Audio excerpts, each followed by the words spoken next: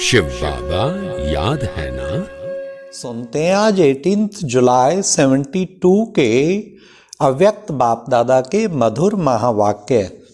आज की अव्यक्त वाणी में बाप दादा ने कमजोरियों का समाप्ति समारोह करने वाले ही तीव्र पुरुषार्थी हैं।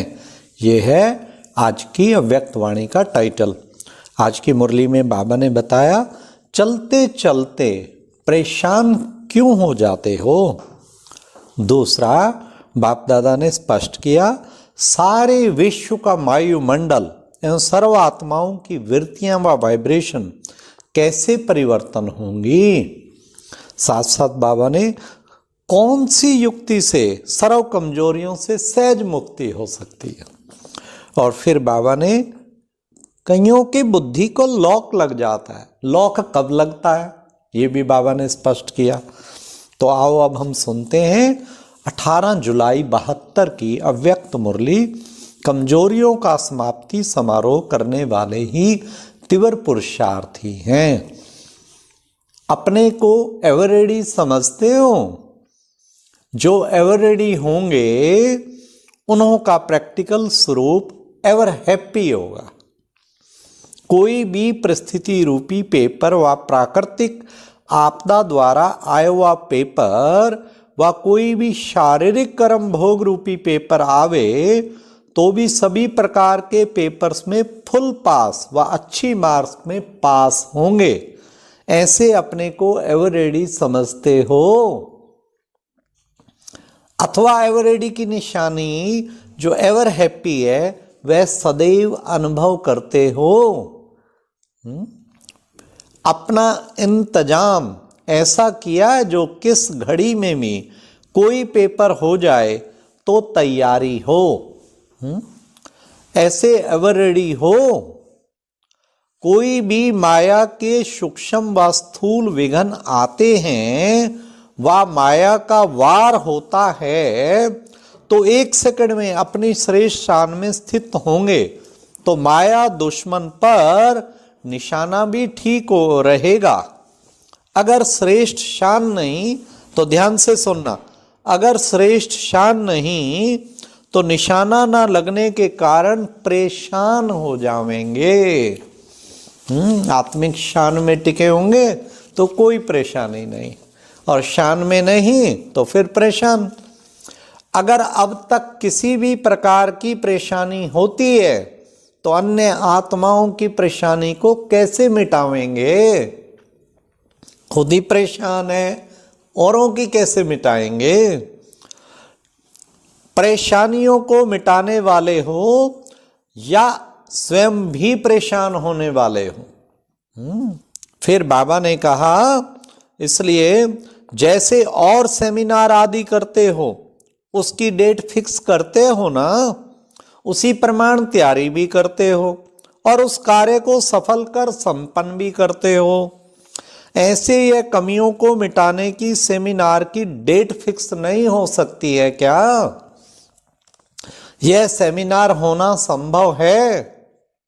जैसे कोई यज्ञ रचते हैं तो बीच बीच में आहुति तो डालते ही रहते हैं ना, लेकिन अंत में सभी मिलकर संपूर्ण आहुति डालते हैं।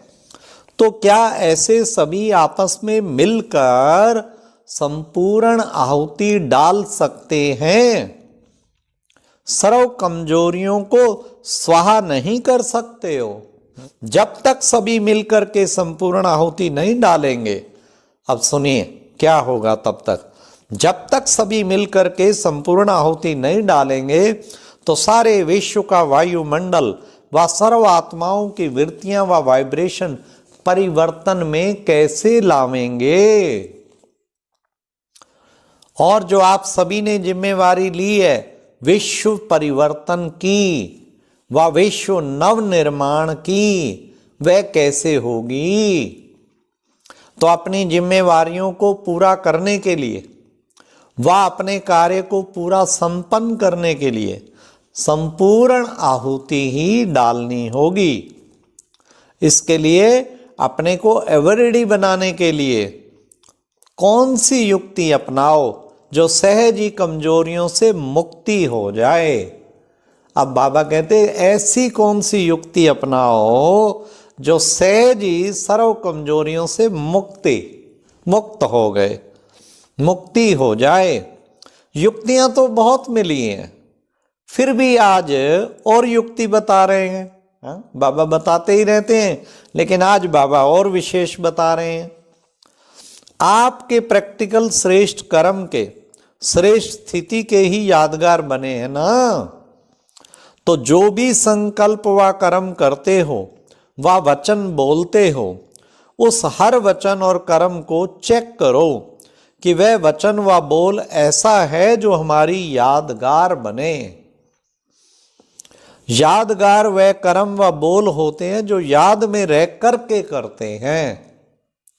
जैसे कोई चीज गाड़ी जाती है, जैसे झंडे को गाड़ते हो ना, अर्थात फाउंडेशन डालते हैं, कहते हैं इस चीज को अच्छी तरह से गाड़ देना। ऐसे ही याद से किए हुए कर्म सदा के लिए यादगार बन जाता है, जैसे माइलस्टोन गड़ गया पक्का।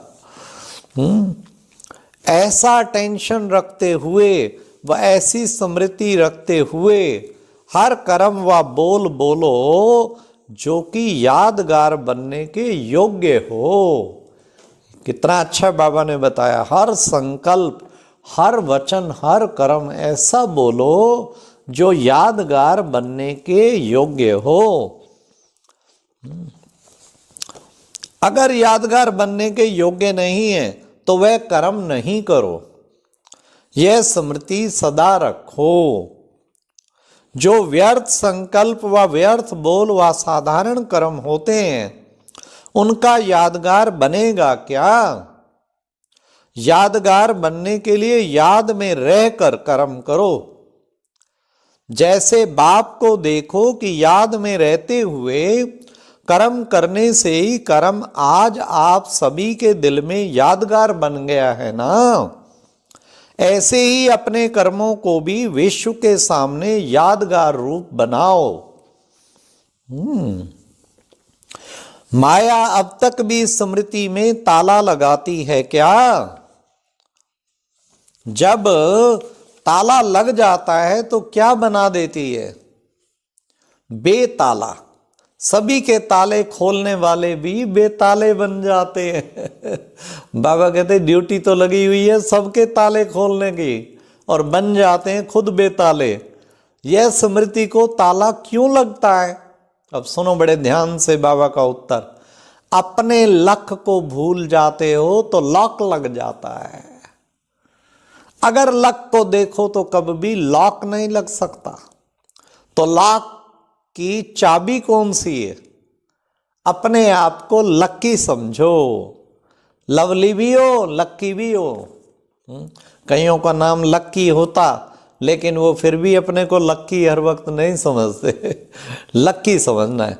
अगर लक को भूल करके सिर्फ लवली बनते हो तो भी अधूरे रह जाते हो। लवली भी हूं और लक्की भी हूं, यह दोनों स्मृति में रहने से कब माया का लॉक नहीं लग सकता।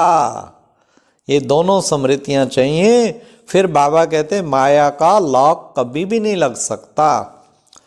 इसलिए अपने कल्प पहले के यादगारों को फिर से याद में रहकर रिपीट करें।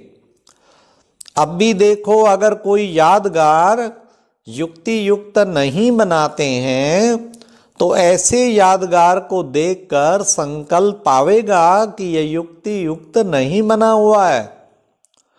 कोई देवियां व शक्तियों के चित्र युक्ति युक्त नहीं बनाते तो देखते हुए सभी को संकल्प आता है ना कि यह ठीक नहीं है।